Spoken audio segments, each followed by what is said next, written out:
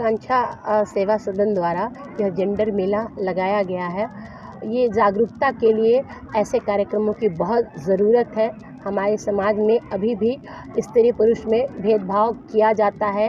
खाने से लेकर के पहनने तक, नौकरी करने तक, हर उम्र में उनके साथ जो भेदभाव होता है उसके प्रति जागरूक करने का काम यह आकांक्षा सेवा सदन कर रही है। जो बच्चियों ने नुक्कड़ नाटक प्रस्तुत किया, समाज को एक संदेश दिया है कि यहाँ स्त्री अबला नहीं है और उसके साथ किसी भी तरह की छेड़छाड़ वे अब बर्दाश्त नहीं करेंगी। कई तरह के स्टॉल लगे हैं जो स्त्री सशक्तिकरण को दर्शाते हैं। स्त्रियों द्वारा बनाया गया, स्त्रियों द्वारा स्टॉल लगाया गया, स्त्रियों द्वारा ही उसको खरीदा जाना, तो कहीं न कहीं महिलाएं मजबूत हो रही हैं, सशक्त हो रही हैं। इसका संदेश यह जेंडर मेला आपको ये लगता है कि अब हो रही है, पहले नहीं थी? तो ये कोई ऐसी बात नहीं है जो मुझे लगता है, ये सभी को लगता है। सरकार की जो इतनी योजनाएं आ रही हैं महिलाओं को सशक्त करने के लिए, क्यों आ रही हैं? इसीलिए आ रही हैं कि पहले महिलाएं स्ट्रीम लाइन में इस तरीके से नहीं थी।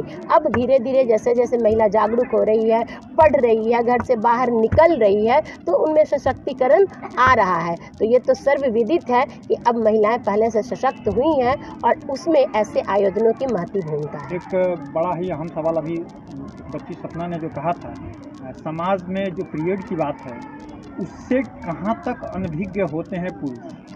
देखिए, पुरुष उससे अनभिज्ञ नहीं होते।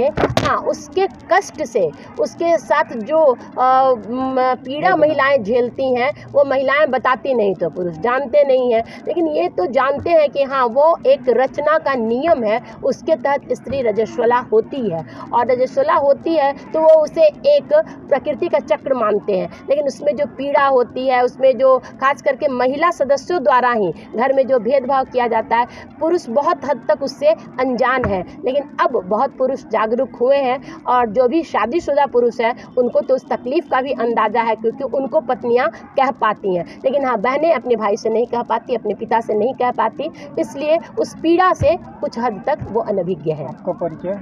मैं प्रोफेसर डॉक्टर ममता रानी, प्राचार्य हूँ रामवृक्ष बेनीपुरी महिला महाविद्यालय में और भाजपा राष्ट्रीय कार्य समिति सदस्य हूँ महिला मोर्चा की। करते हैं, क्यों नहीं मौका देते हैं? ये जो छुपी हुई प्रतिभा है, क्या वो देश का नाम रोशन नहीं करेगा? विश्व में अपने पताका को नहीं फैलाएगा? इसको समझने की जरूरत है और इसी को समझाने के लिए यह जेंडर मेला का आयोजन किया गया है। हमारे बीच में बहुत से अतिथि हैं, बहुत लोगों का सुनना है, बहुत लोगों का ये लेना है। संजोग से दीपावली के समय है, लोगों को साफ सफाई के कारण जो भी हो, हमारे बहुत से अभी महिला लोग आ नहीं पाई हैं। अब ऐसा ही मानते हैं कि हमें ही कोई कमी रह गई कि हम सही से उन लोगों को बुला नहीं पाए। जो भी हो, जैसे भी हो, मुट्ठी भरी लोग हैं, संदेश लेके जाएंगे, जागृति फैलाएंगे। उसके पहले और कार्यक्रम होगा।